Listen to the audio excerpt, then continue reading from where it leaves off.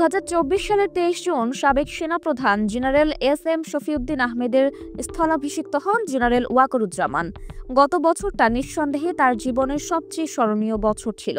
এমনকি এখনও তিনি দেশের সবচেয়ে গুরুত্বপূর্ণ মানুষদের একজন। ঐতিহাসিক গণঅভ্যুত্থানে সেনাপ্রধান যে ভূমিকা রেখেছেন তাতে দেশের মানুষ তাকে যুগ যুগ ধরে স্যালুট জানাবে। ওয়াকারুজ্জামানের দূরদর্শী সিদ্ধান্তেই বাংলাদেশ সম্ভাব্য বড় গৃহযুদ্ধ থেকে রক্ষা পেয়েছে। বাংলাদেশের ভবিষ্যৎ নির্ধারণের ক্ষেত্রেও জেনারেল ওয়াকারের বিভিন্ন সিদ্ধান্ত ব্যাপক গুরুত্ব বহন করবে।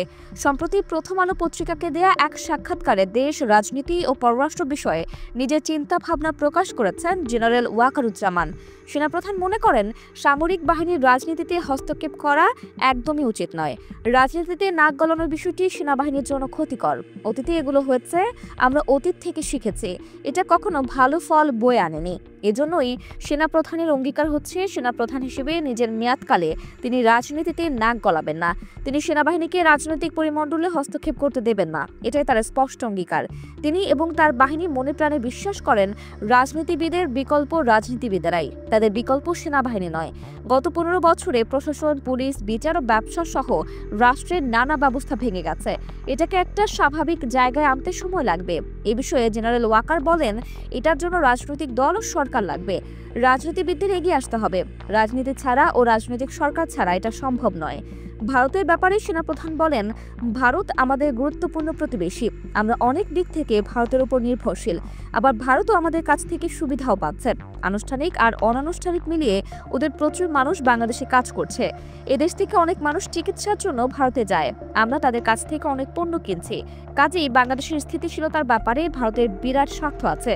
এটা একটা দেওয়া নেওয়ার সম্পর্ক, ন্যায্যতার ভিত্তিতে হতে হবে। এটা যে কোনো দেশ সবসময় অন্য দেশ থেকে সুবিধা পেতে চাইবে, এটা তো দোষ না। আমি যদি আদায় করে নিতে না পারি, দোষ তো আমারও। এই বিষয়গুলো দেখতে হবে। আমাদের ন্যায্যতার ভিত্তিতে সুসম্পর্ক বজায় রেখে চলতে হবে। জনগণ যেন কোনোভাবেই মনে না করে ভারত বাংলাদেশের উপর কর্তৃত্ব করছে বা এমন কিছু করছে যা আমাদের স্বার্থের পরিপন্থী।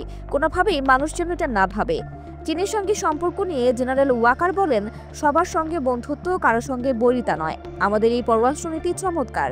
আমাদের ভারসাম্য রেখে এগিয়ে যেতে হবে। চীন আমাদের উন্নয়নের অংশীদার।